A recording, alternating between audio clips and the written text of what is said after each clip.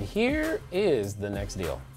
Let's see, Seb, 330 units total, 60 down units, 50% occupancy. Now we're talking. This is good. C plus property in a D class neighborhood, okay? Seller paid $18,000 a door. Okay. 5.94 million. No, he paid cash? Okay. Seller will finance. Required CapEx repairs 1.2 million. No, that's going to be higher. Okay, but let me keep reading. Sorry. And for those of you who don't know, CapEx is capital expenditures. Capital expenditures is what that is. Good night. I guess people are live on Twitter. If you want, guys, you can follow me on Twitter. It's at Cashflow Diary. I'll write that down real fast. If you want to, you can follow me at Cashflow Diary. It's all one word. Oh, there is no dot. Just at Cashflow Diary. If you really want to follow me there, that's fine. And man, okay.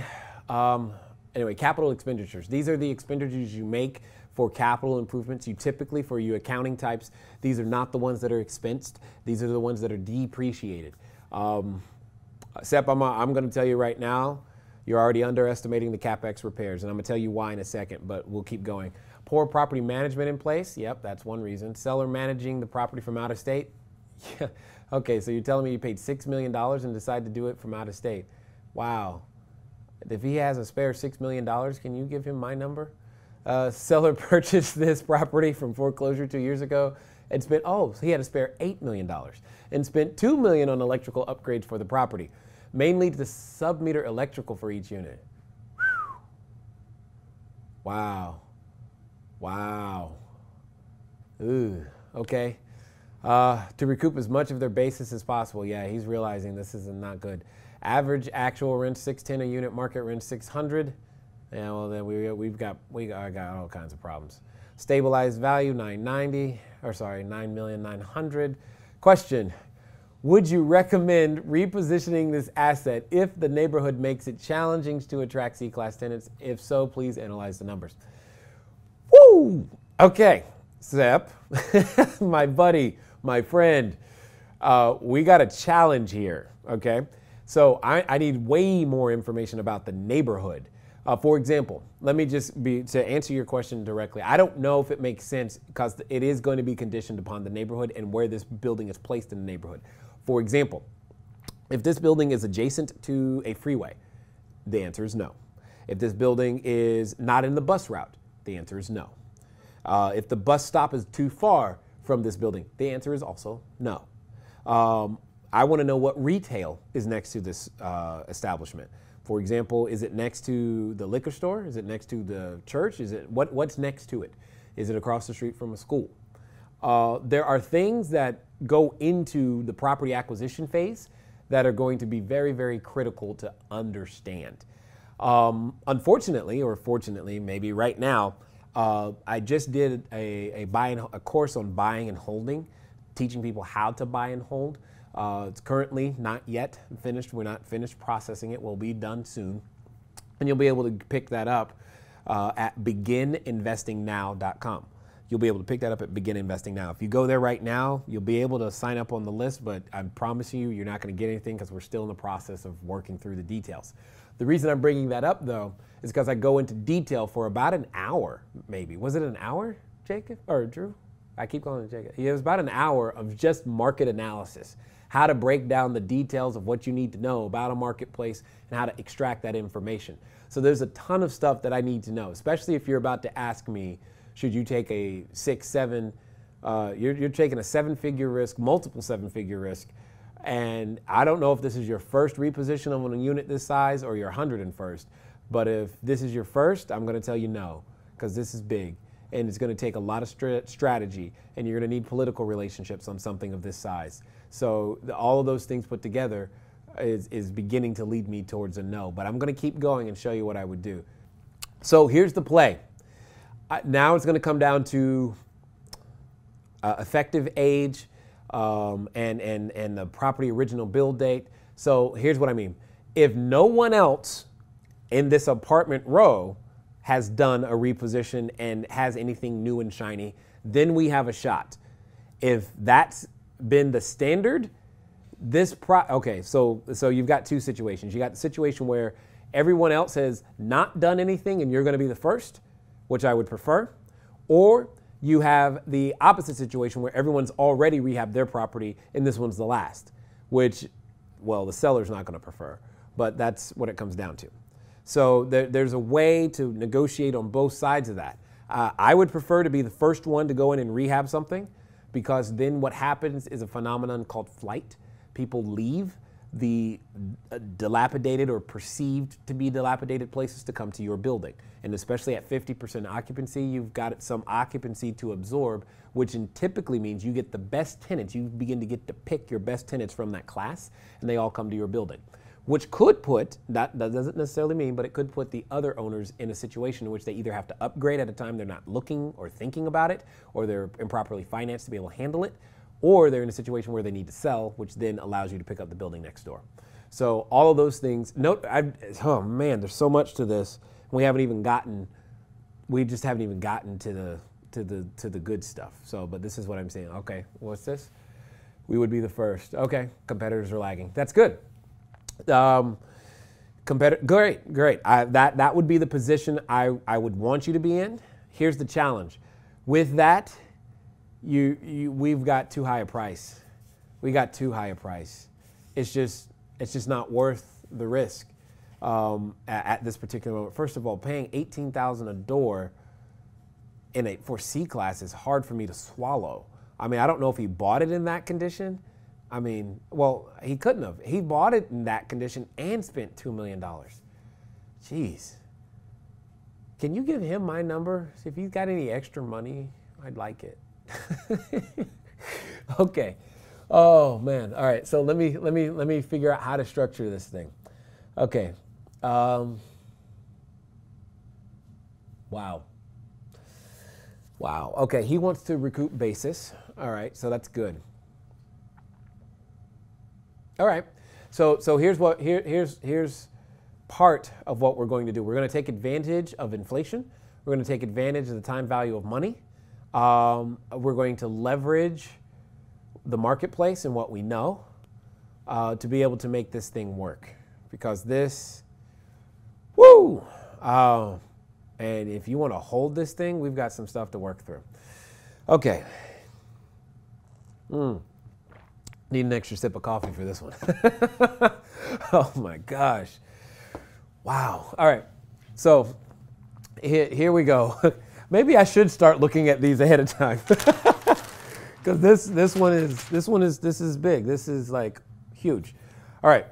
So we've got 330 units total, 60 down units. I'm willing to bet that you're thinking that 1.2 million only goes into the 60 down units. Let me tell you what's really going to happen. I'm going to tell you what's really going to happen. You're going to have those 60 down units. That's great. And those 60 units are going to be down for at least a year. Here's why.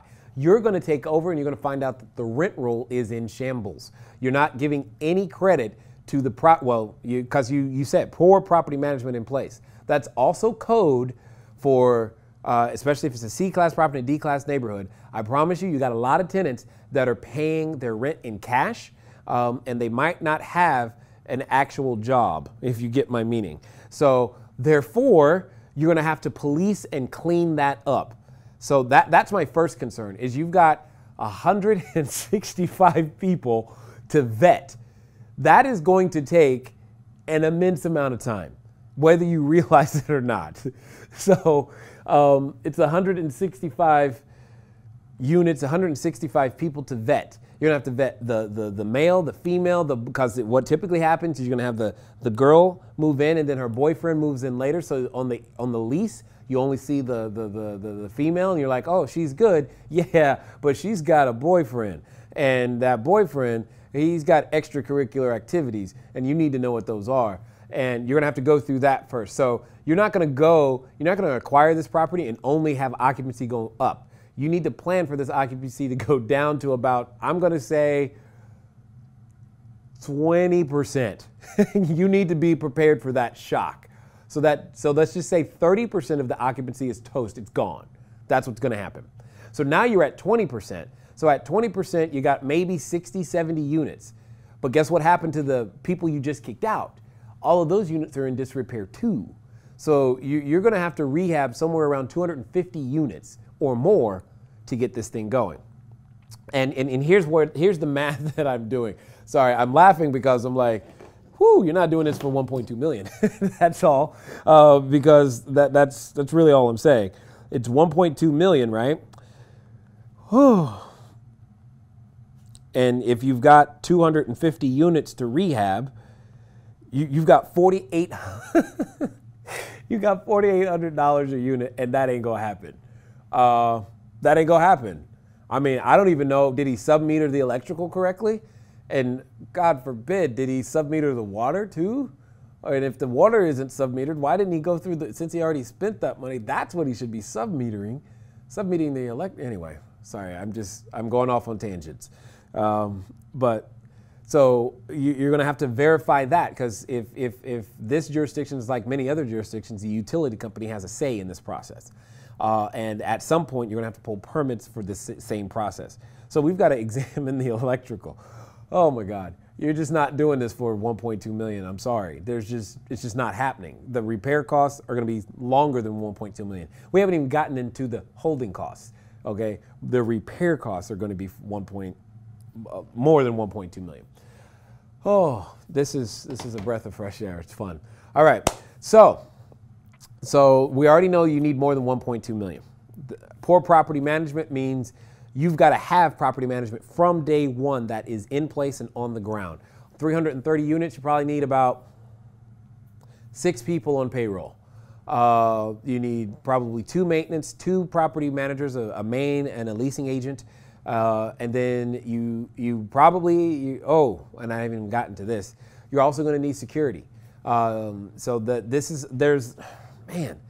There's so many things that are going through my head right now.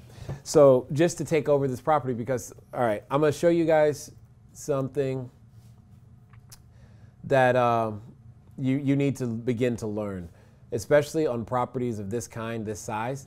There's something called SEPTED. SEPTED is just a way of being able to produce clean, safe, affordable housing, especially in a multifamily environment. And you want to think about these things as you go through the process of this. Let me see if I can find a better site for this. CPTED. There's just, yeah, there you go. Crime prevention through environmental design. There you go. Just go here, go to the Wikipedia, and you've got to be thinking about this on the front end. I don't know what the landscaping looks like, but I'm already thinking about it, because I bet you there's trees, and I bet you there's shrubbery, and I bet you it's all overgrown, and you're going to have to deal with it. If this is in Georgia, you probably got pine. Pine is horrible, especially on roofs. So you got to start developing a plan for all the trees you need to cut down and reuse.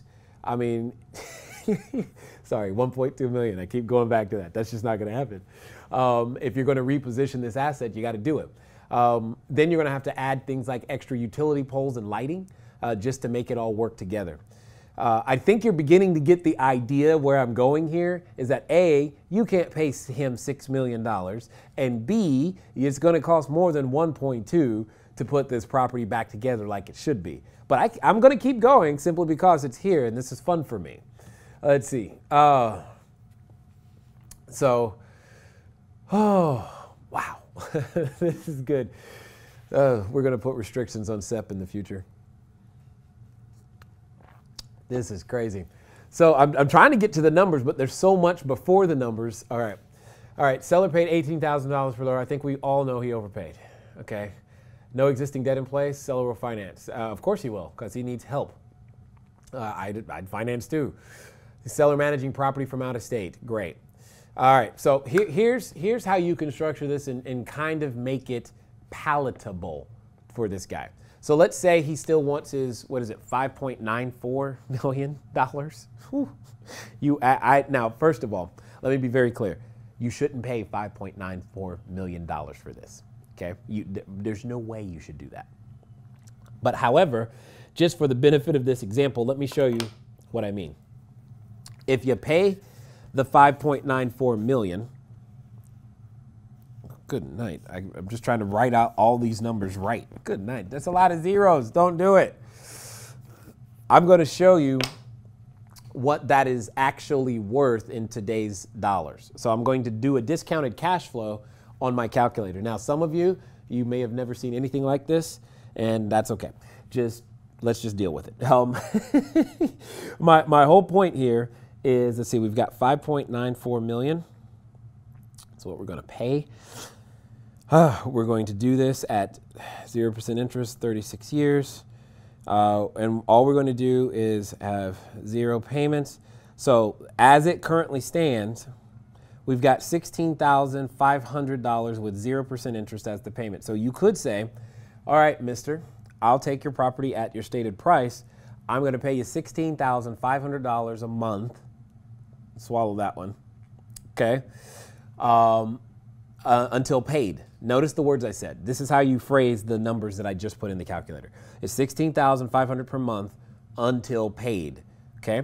And in this case, we did it over 30 years. If I could do it over 40 years, that's fine. If you want to take it down to 12,375, that's at least more palatable. It's a more palpable number for me. Now, let's keep going. What I want to know, though, is if I was going to get this stream of income today, what is it worth today? So we're going to pay him the 12,375. At the end of the day, we're talking about giving him, let's say if we can delay the 5,940, the 5,940,000. Every time I say that number, I get a little nauseous, by the way. It's just really big. But I want to know what that's worth today. 5,940. It's going to go there. We're paying him no money. I want to know today's value at over 30 years, 0% interest rate, 2%. There we go. Here we go. Here's what we're going to do. Now we're going to get a lot creative. Got it. So here's how we're going to do this. Here's another structure. Let me see if I can give them a better number. Yeah, there we go. Now it's palatable for me. So here's what we're saying. This equation is telling me that we are going to give him $500,000 today and compound it at 8%. That's what this says, is that we're going to give him $545,000 today. Okay, mister, you want to get your $5,940,000 back. What I will do is I will give you $500,000 today, compounded over 30 years at 8%, and at the end of the term, you will have received your principal of it you will receive a total amount of $5,940,000. See, you see how I got there? So now I can do the same thing if I wanted to do it in 10 years. So if I wanted to do, oops, I did the wrong number. If I wanted to do it in 10 years, I would do it this way, but I'd have to give up more money. I'd have to give him $2.6 million today and compound it over 8%. All I'm trying to do is reduce the amount of money that you need to give him today to give him an equivalent dollar value. It may not have an equivalent purchasing power, but it has an equivalent dollar value. So if you say to somebody, if you say to him that, hey, I'll give it to you.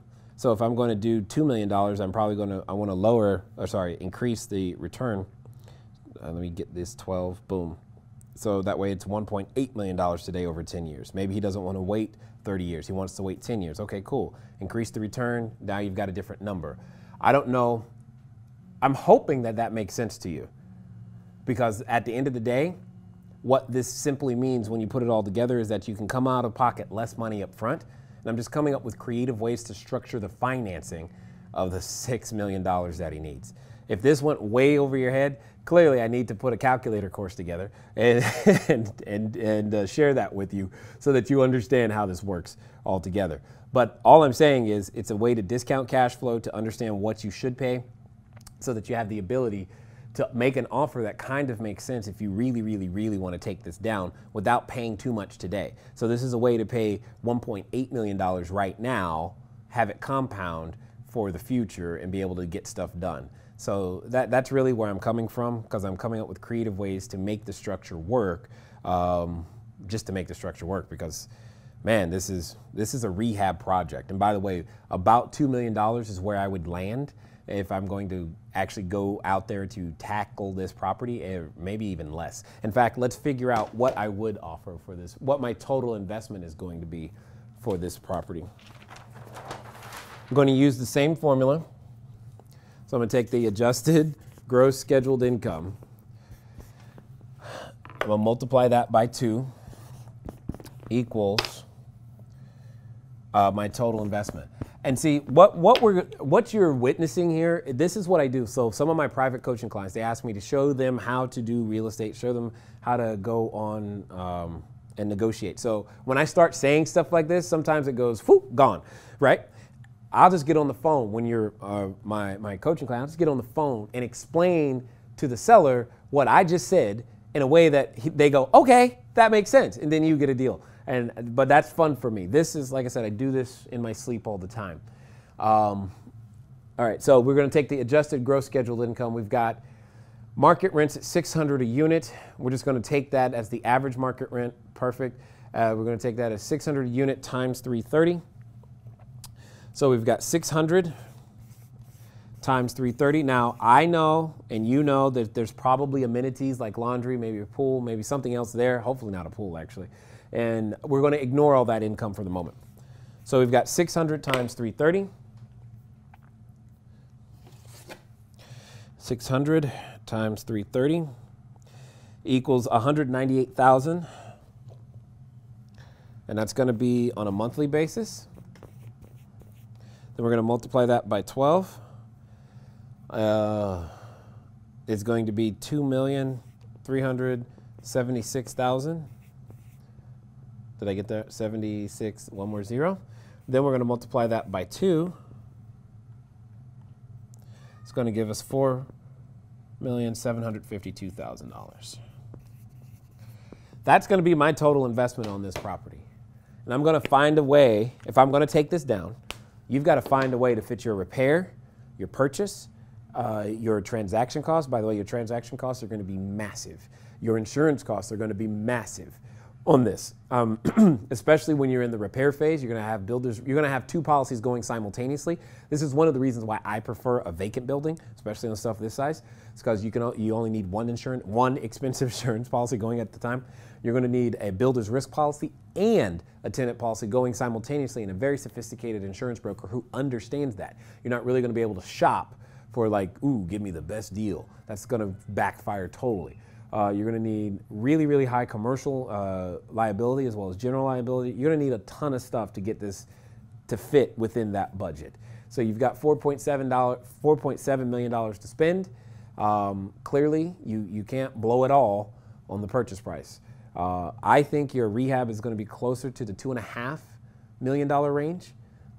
That's what I'm guessing is going to be closer to the $2.5 million range, possibly a little bit more. Depending on the current condition of the unit and what the marketplace is looking for. And if you've got to do anything plumbing, oh my God, the roof. If you've got pine trees and you got that roof nearby, toast over.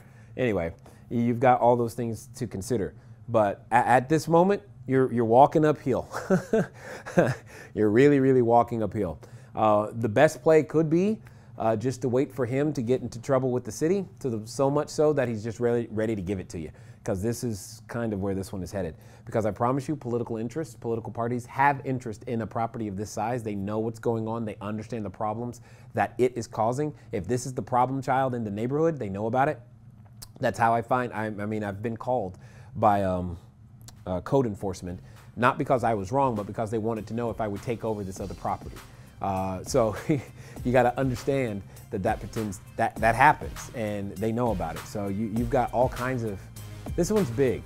It's just a lot of stuff to get done to be able to make that happen. So just keep that in mind as we go.